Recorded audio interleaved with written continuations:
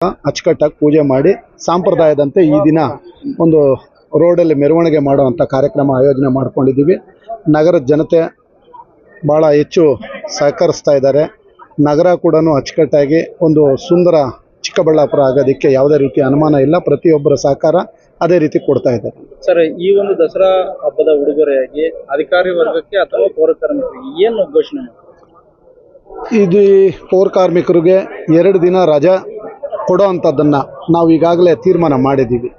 ಅವರು ಪ್ರವಾಸ ಮಾಡೋ ಅಂಥ ಜಾಗ ಅವರು ಯಾವುದನ್ನು ಆಯ್ಕೆ ಮಾಡ್ಕೊಳ್ತಾರೋ ಅದನ್ನು ಸರ್ವಾನುಮತದಿಂದ ಚರ್ಚೆ ಮಾಡಿ ಅವರಿಗೆ ಒಂದು ವಿಶೇಷ ಸ್ಥಳಕ್ಕೆ ಹೋಗಿ ಬರೋದಕ್ಕೆ ಅವಕಾಶ ಮಾಡಿಕೊಡೋಣ ಅಂಥೇಳಿ ಈಗಾಗಲೇ ಅಧ್ಯಕ್ಷರು ಮಾಧ್ಯಮ ಮಿತ್ರರಿಗೆ ತಮಗೆ ಹೇಳಿದರೆ ಕೂಡ ಅದರಂತೆ ಕೂಡ ಅಂಥ ಒಂದು ದಿನ ಬಂದರೆ ನಾವು ಕೂಡ ಅವ್ರ ಜೊತೆಯಲ್ಲಿ ಭಾಗಿಯಾಗಿ ಹೋಗಿ ಬರೋವಂಥದ್ದು ಆಗುತ್ತೆ.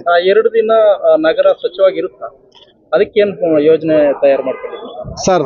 ನಗರಕ್ಕೆ ಪ್ರತಿ ವರ್ಷವೂ ಪ್ರತಿ ದಿನವೂ ಪ್ರತಿ ಕ್ಷಣವೂ ಬೆಳಗ್ಗೆ 4 ಗಂಟೆಯಿಂದ ಇಲ್ಲ 5 ಗಂಟೆ, ಅದೇ 5 ಗಂಟೆಯಿಂದ 10 ಗಂಟೆವರೆಗೂ ಕೆಲಸ ಮಾಡ್ತಾರೆ. 10 ಗಂಟೆ ಇಲ್ಲಿ ಉಪಹಾರ ಸೇವನೆ ಮಾಡಿದ ತಕ್ಷಣ 2 ಗಂಟೆವರೆಗೂ ಕೆಲಸ ಮಾಡ್ತಾರೆ.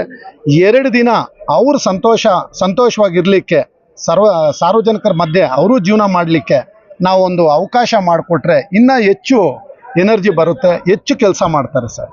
ಸರ್, ಹೈಕೋರ್ಟ್ ಏನು ಅಧ್ಯಕ್ಷ ಉಪಾಧ್ಯಕ್ಷರ ಮುಂದುವರಿಕೆ ಬಗ್ಗೆ ಒಂದು ವಿಶೇಷ ಹೊರಡಿಸಿದೆ, ಅದ್ರ ಬಗ್ಗೆ ನಿಮ್ಮ ಅಭಿಪ್ರಾಯ? ಸರ್, ಲೋಕಲ್ ಬಾಡಿ ಪ್ರತಿಯೊಂದು ಗ್ರಾಮ ಪಂಚಾಯಿತಿ, TPS, ZP, ನಗರಸಭೆ, ಪುರಸಭೆಗಳು ಪ್ರತಿಯೊಂದು ಜಾಗದಲ್ಲಿ ಕೂಡ ಲೋಕಲ್ ಬಾಡಿ ಅವ್ರದ್ದೇ ಆದಂಥ ಆಡಳಿತ ಮಾಡಬೇಕಾಗಿದೆ.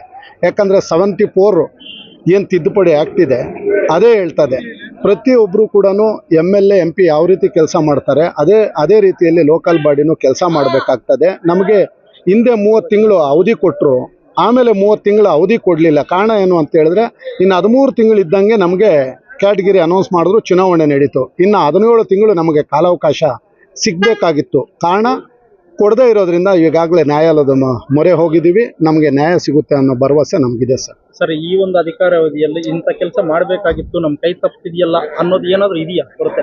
ಸರ್, ಇನ್ನೊಂದು ವಿಶೇಷವಾಗಿ ಏನು ಅಂತ ಹೇಳಿದ್ರೆ ನಮ್ಮ ಅಧ್ಯಕ್ಷರಾದ ಗಜೇಂದ್ರ ಅವರು ಮತ್ತು ಅದೇ ರೀತಿ 31 ಜನ ನಗರಸಭಾ ಸದಸ್ಯರುಗಳು ಕೂಡ ನಾವು ಭಾಳ ಹೆಗ್ಗಳಿಕೆಯಿಂದ ಭಾಳ ಖುಷಿ ಪಡುವಂಥ ವಿಚಾರ ಏನು ಅಂತ ಹೇಳಿದ್ರೆ ಈ ನಗರಕ್ಕೆ ಈಗಾಗಲೇ 11 ಹೊಸ ವಾಹನಗಳು 99 ಲಕ್ಷ ರೂಪಾಯಿ ಎಲ್ಲಿ ಖರೀದಿ ಮಾಡಿ 11 ಹೊಸ ವಾಹನಗಳು ಖರೀದಿ ಮಾಡಿದ್ವಿ. ಅದರಿಗೆ 11 ಜನ ಒಂದು ಚಾಲಕರನ್ನ ಈಗಾಗಲೇ DC ಆಫೀಸ್ಗೆ ಕಳಿಸ್ಕೊಟ್ಟಿದ್ದೀವಿ. ಒಂದು 11 ಜನ ಡ್ರೈವರ್ಗೆ ಇಲ್ಲಿ ಬಂದು ಹೊಸಬರು ಜಾಯ್ನ್ ಆಗಿದ್ದಾರೆ ಅಂತ ಹೇಳಿದ್ರೆ 11 ಕುಟುಂಬಗಳಿಗೆ ನಾವು ಪೋಷಣೆ ಮಾಡೋದಕ್ಕೆ ಒಂದು ಅವಕಾಶ ಮಾಡಿಕೊಟ್ಟಂಗಾಗುತ್ತೆ. ಅವ್ರ ಕುಟುಂಬನ ಅವ್ರನ್ನ ಪೋಷಣೆ ಮಾಡಿಕೊಂಡು ಸಂತೋಷವಾಗಿರಲಿಕ್ಕೆ ನಾವು ಕೆಲಸ ಕೊಡೋ ಅಂಥದ್ದಾಗುತ್ತೆ.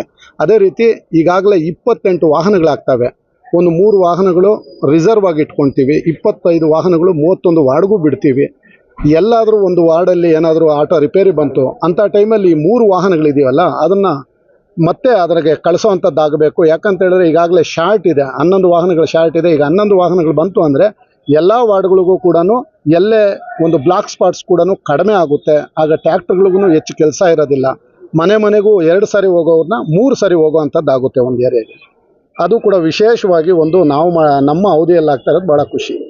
ಸರ್, ಈ ಮುಂಚೆ ನಮಗೆ ಏನಾದರೂ ಇರಲಿಲ್ಲ. ಅದಕ್ಕೆ ಎಲ್ಲ ಲೋಕಲ್ ಬಾಡಿ ಸೇರಿ ಕಾನೂನು ಒಂದು ಹೋರಾಟ ಮಾಡ್ತಾ ಇದ್ದೀವಿ. ನಮಗೆ ಸಂಪೂರ್ಣ ವಿಶ್ವಾಸ ಇದೆ. ಮೊನ್ನೆ ಮಧ್ಯಂತರ ಆದೇಶ ಬಂದಿದೆ, ಒಂದು ಅಡ್ಮಿನಿಸ್ಟ್ರೇಟಿವ್ ಅನ್ನು ಆಗಬಾರ್ದು ಅಂತ ಹೇಳ್ಬಿಟ್ಟು. ಈಗ 14ನೇ ತಾರೀಕು ಸಂಪೂರ್ಣ ತೀರ್ಪು ನಮಗೆ ಬರಲಿದೆ. ನಮಗೆ ವಿಶ್ವಾಸ ಇದೆ. ನಮಗೆ ಇನ್ನು 16-17 ತಿಂಗಳು ಮುಂದುವರಿಯಲಿದೆ ಅಂತ ಹೇಳ್ಬಿಟ್ಟು ವಿಶ್ವಾಸ ಇದೆ. ಸರ್, ಒಟ್ಟಾರೆ ಈಗ ಏನು ನೀವು ಅಧಿಕಾರದಲ್ಲಿದ್ದೀರಿ, ಈ ಅಧಿಕಾರ ಅವಧಿ ನಿಮಗೆ ವಿಶ್ವಾಸ ಮೂಡಿಸಿದೆಯಾ? ಮತ್ತೆ ಯಾವ್ಯಾವ ಒಂದು ಕೆಲಸಗಳನ್ನ ಐತಿಹಾಸಿಕವಾಗಿ ಯಾವ ಕೆಲಸಗಳು ಮಾಡಿದ್ದೀರಿ? ಸರ್, ಈಗ ಏನು ನಮಗೆ ಸಿಕ್ಕಿರ್ತಕ್ಕಂಥ 13 ತಿಂಗಳ ಅವಧಿಯಲ್ಲಿ ನಮಗೆ ಸಂಪೂರ್ಣ ನಗರದಲ್ಲಿ ಅಭಿವೃದ್ಧಿ ಆಗಂತ ನಾವು ಶಕ್ತಿ ಮೀರಿ ಕೆಲಸ ಮಾಡಿದ್ದೀವಿ. ಇವತ್ತು ಲೈಟಿಂಗ್ ವ್ಯವಸ್ಥೆ ಆಗ್ಬೋದು, ನೀರಿನ ವ್ಯವಸ್ಥೆ ಆಗ್ಬೋದು. ಇವತ್ತು ನಮ್ಮ ಅವಧಿಯಲ್ಲಿ 2 ಬಾರಿ ಜಕ್ಕಲಮಡುಗು ನೀರು ತುಂಬಿ ಹರಿತಾ ಇದೆ. ಇವತ್ತು ನಗರಕ್ಕೆ ಯಾವುದೇ ರೀತಿ ಇನ್ನೊಂದು ವರ್ಷಗಳ ಕಾಲ ಕುಡಿಯೋ ನೀರಿನ ಸಮಸ್ಯೆ ಇಲ್ಲ. ನಗರಕ್ಕೆ ಸಾಕಷ್ಟು ನಮ್ಮ ಅವಧಿಯಲ್ಲಿ ಸುಮಾರು ಒಂದು 50 ಬೋರ್ವೆಲ್ಗಳು ಕೂಡ ಹೆಚ್ಚು ನಾವು ಕೊರೆಸಿದ್ದೀವಿ. ಸಾಕಷ್ಟು 31 ವಾರ್ಡಲ್ಲಿ ಎಲ್ಲ ಪಕ್ಷಾತೀತವಾಗಿ ವಿಶ್ವಾಸ ತೆಗೆದುಕೊಂಡು ಎಲ್ಲ ಸುಮಾರು ರಸ್ತೆಗಳನ್ನು ಮಾಡಿದ್ದೀವಿ. ಮತ್ತು ನಮ್ಮ ಅವಧಿಯಲ್ಲಿ ಸುಮಾರು ಒಂದು 3,000ಕ್ಕಿಂತ ಹೆಚ್ಚು ಖಾತೆಗಳನ್ನು ಮಾಡಿ ಜನಕ್ಕೆ ವಿತರಣೆ ಮಾಡಿದ್ದೀವಿ. ಸರ್, ಈಗ ನಗರದಲ್ಲಿ ಮತ್ತು ಕಸದ ಒಂದು ಸಮಸ್ಯೆ ತುಂಬಾ ಅಗಾಧವಾಗಿರೋದ್ರಿಂದ ಏನೋ ಪೌರ ಕಾರ್ಮಿಕರನ್ನ ಏನಾದರೂ ಹೆಚ್ಚಿಗೆ ಬೇಕಾ, ಇಲ್ಲ ಮಾಡ್ಕೋಬೇಕಾ, ಇಲ್ಲ ಇರೋರನ್ನ ತೆಗಿಬೇಕಾ? ಇಲ್ಲ ಈಗ ನಮ್ಗೆ ಏನಿದು ಪೌರ ಕಾರ್ಮಿಕರು ಇನ್ನ ಕೊರತೆ ಇದೆ. ಅದು ನಾವು ಒಂದು ಸರ್ಕಾರದ ಸೂಚನೆ ಮೇರೆನೆ ನಾವು ತೆಗೆದುಕೊಳ್ಬೇಕಾಗ್ತೈತೆ, ಗೈಡ್ಲೈನ್ಸ್ ಮೇಲೆನೆ ಅಂತ ಹೇಳಿ. ಅಲ್ಲ, ಏನಾದ್ರು ಕೊಟ್ಟಿದ್ದೀರಾ ನೀವು ನಮ್ಗೆ ಇನ್ನೂ ಹೆಚ್ಚುವರಿ ಸಿಬ್ಬಂದಿ ಬೇಕು ಅಂತ ಏನಾದ್ರು? ಇಲ್ಲ, ಇಲ್ಲಿ ಕೊರತೆ ಇದೆ, ಸಿಬ್ಬಂದಿಗಳ ಕೊರತೆ ಇದೆ. ಅಂದ್ರೆ ನಮ್ಗೆ ಅವರು ಡೈರೆಕ್ಷನ್ ಮೇಲೆನೆ ನಾವು ತೆಗೆದುಕೊಳ್ಬೇಕಾಗ್ತದೆ, ನೇರವಾಗಿ ನಾವು ತೆಗೆದುಕೊಳಕ್ ಬರೋದಿಲ್ಲ. ಒಂದು ಕಾಂಟ್ರಾಕ್ಟ್ ಬೇಸಿಕ್ ಮೇಲೆ ತೆಗೆದುಕೊಬಹುದು. ಪರ್ಮನೆಂಟ್ ಆಗ್ಬೇಕಂದ್ರೆ ಅವರು ಸೀನಿಯಾರಿಟಿ ಮೇಲೆ ಪರ್ಮನೆಂಟ್ ಆಗಬೇಕು. ಈಗ ಸಾಕಷ್ಟು ಜನಕ್ಕೆ ಪರ್ಮನೆಂಟ್ ಆಗ್ಬೇಕಂತ ಮನವಿ ಮಾಡ್ಕೊಂಡಿದೀವಿ. ಆ ಸರ್ಕಾರದಿಂದ ಒಂದು ಆದೇಶ ನಮಗೆ ಮಾಡಿಕೊಟ್ರೆ ಸಾಕಷ್ಟು ಜನ ಸುಮಾರು ವರ್ಷಗಳಿಂದ ಕೆಲಸ ಮಾಡ್ತಾ ಇದ್ದಾರೆ, ಇದುವರೆಗೂ ಪರ್ಮನೆಂಟ್ ಆಗಿಲ್ಲ. ಅವ್ರಿಗೆ ಆಗ್ಬೇಕಂತ ಹೇಳ್ಬಿಟ್ಟು ನಾನು ಈ ಸಂದರ್ಭದಲ್ಲಿ ಬಯಸ್ತೇನೆ. ಮುಂದಿನ ನಿಮ್ಗೆ ಪೂರ್ಣಾವಧಿಯ ಅಧ್ಯಕ್ಷ ಪಟ್ಟ ಏನಾದ್ರು ಸಿಕ್ಕಿದ್ರೆ? ಇಲ್ಲ, ಬಹಳಷ್ಟು ಇರ್ತವೆ ಸರ್. ಕಾರಣ ಏನು ಅಂತ ಹೇಳಿದ್ರೆ ಈಗಾಗಲೇ ಸ್ಲಮ್ ಬೋರ್ಡಿಂದ ಮನೆಗಳು ಸುಮಾರು 700ಕ್ಕೂ ಹೆಚ್ಚು ಮನೆಗಳು ಈಗಾಗಲೇ ಮಾನ್ಯ ಸಚಿವರಾದಂಥ ಡಾಕ್ಟರ್ ಕೆ ಸುಧಾಕರ್ ಅವರು ಮಂಜೂರು ಮಾಡಿಸ್ಕೊಂಡು ಬಂದರು. ಅಂಥ ಒಂದು ಮನೆಗಳು ಈಗಾಗಲೇ 285 ಮನೆಗಳು ಅವರ ಒಂದು ಕಾರ್ಯಾವಧಿಯಲ್ಲಿ ಪ್ರಾರಂಭ ಆಯಿತು. ಅದನ್ನಿನ್ನ ಇನ್ಕಂಪ್ಲೀಟು 120ವರೆಗೂ ಕಂಪ್ಲೀಟ್ ಆಗಿದೆ. ಇನ್ನು ಸುಮಾರು 165 ಮನೆಗಳು ಕಂಪ್ಲೀಟ್ ಆಗಬೇಕಾಗಿದೆ. ಅದಾದಮೇಲೆ ಇನ್ನೂ ಒಂದು 400 ಮನೆಗಳು ತಿರುಗಿ ಪ್ರಾರಂಭ ಮಾಡಬೇಕಾಗಿದೆ. ಇಂಥವೆಲ್ಲ ಕಂಪ್ಲೀಟ್ ಆಗಲಿಲ್ವ ಅಂತೇಳಿ ನಮಗೂ ಕೂಡ ನೋವಿದೆ ಸರ್. ಆದರೆ ಆ ಫಲಾನುಭವಿಗಳಿಗೆ ಇನ್ನೂ ಬಾಡಿಗೆ ಕಟ್ಕೊಂಡು ಜೀವನ ಮಾಡ್ತಾ ಇದ್ದಾರೆ. ಅಂಥದಕ್ಕೆ ನಾವು ಸಂಪೂರ್ಣ ಪ್ರಯತ್ನ ಮಾಡ್ತಾ ಇದ್ದೀವಿ ಸರ್. ಈಗಾಗಲೇ ಸ್ಲಮ್ ಬೋರ್ಡ್ ಕೂಡ ಪದೇ ಅವರಿಗೆ ಫೋನ್ ಮಾಡೋವಂಥದ್ದಾಗಿರಲಿ, ಲೆಟ್ರ್ ಕಳಿಸೋವಂಥದ್ದಾಗಲಿ, ಇವೆಲ್ಲ ಮಾಡ್ಕೊಂಡು ಬರ್ತಾ ಇದ್ದೀವಿ. ಅದ್ರ ಜೊತೆಗೆ ಈಗಾಗಲೇ ನಮ್ಮ ಜಿಲ್ಲಾಧಿಕಾರಿಗಳ ಮೀಟಿಂಗ್ ಆಗಿದೆ. ಇಲ್ಲಿ ಸಬ್ ಡಿವಿಷನ್ ಆಫೀಸ್ ಇಲ್ಲೇ ನಗರದಲ್ಲಿ ಮಾಡಬೇಕು ಅಂತೇಳಿ, ತುಮಕೂರಲ್ಲಿ ಏನಿದೆ ಆಫೀಸು ಅದನ್ನು ಇಲ್ಲಿ ಸಬ್ ಡಿವಿಷನ್ ಆಫೀಸ್ ಮಾಡಬೇಕು ಅಂತೇಳಿ ಸ್ಲಮ್ ಬೋರ್ಡಿಂದ ನಾವು ಸ್ಲಮ್ ಬೋರ್ಡ್ಗೆ ಮನವಿ ಕೊಡ್ತಾ ಇದ್ದೀವಿ. ಅದ್ರ ಜೊತೆಗೆ ಅವ್ರಿಗೆ ಹಕ್ಕುಪತ್ರಗಳ ವಿತರಣೆ ಸುಮಾರು 40 ವರ್ಷಗಳಿಂದ ಹಕ್ಕುಪತ್ರಗಳು ಎಲ್ಲೂ ಸ್ಲಮ್ಗೆ ಕೊಟ್ಟಿಲ್ಲ.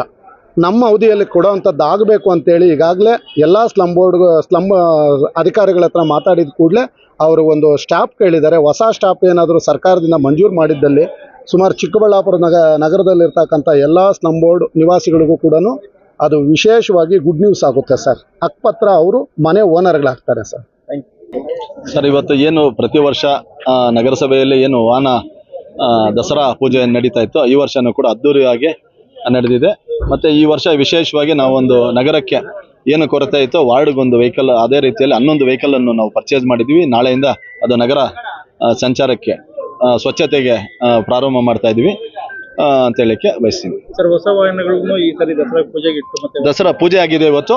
ನಾಳೆಯಿಂದ ಪ್ರತಿ ವಾರ್ಡ್ಗೂ ಮೊದಲು 2 ವಾರ್ಡ್ಗೆ ಒಂದು ವೆಹಿಕಲ್ ಇತ್ತು. ಈಗ ನಾಳೆಯಿಂದ 31 ವಾರ್ಡ್ಗೂ 31 ವೆಹಿಕಲ್ ರೀತಿಯಲ್ಲಿ ಪ್ರತಿ ವಾರ್ಡ್ಗೂ ಒಂದು ವೆಹಿಕಲ್ ಬರ್ತೈತೆ.